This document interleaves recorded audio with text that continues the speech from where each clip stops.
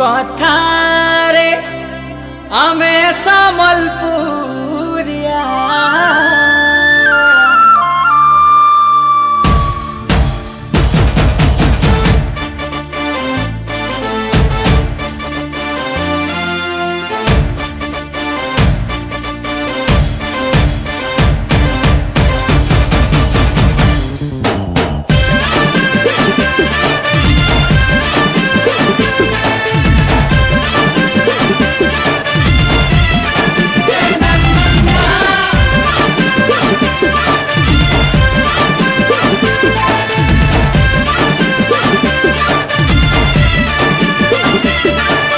झुम झुम झुमे देसू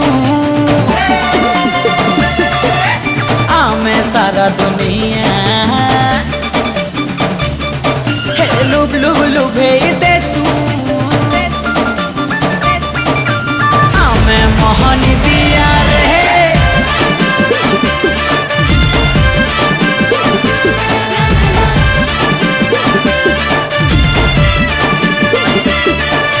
झुम झुम झुमे देसू आमे सारा दुनिया लुब लुब लुभे देसू आमे मोहन दिया भूले देसू गाना सुरे रे नचे देसू बजर ताले रे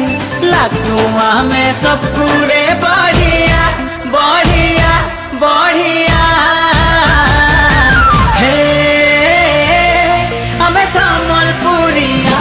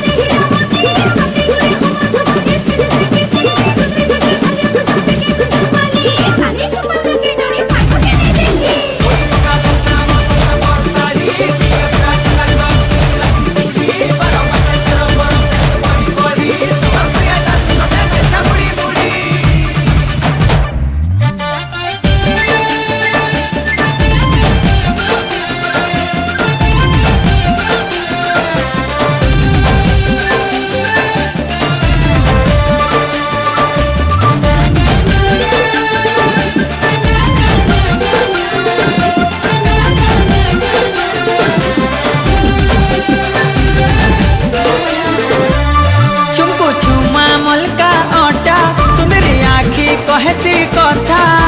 पाइझल छम छम लागसी मोहनी अठा रजा आमर बजा आए दुलदुली बजा